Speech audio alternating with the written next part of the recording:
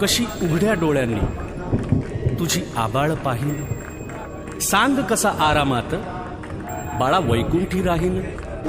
पिल्ला माझ्या काही काळ आता घरट्यात राहा, कलिकाळाचे संकट कसे निवारतो पहा.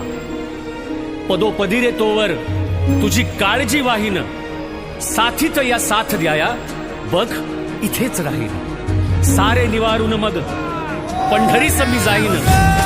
बाळा चंद्रभागेतील तुझी वाट मी पाहिन. बाळा चंद्रभागेतील तुझी वाट मी पाहिन.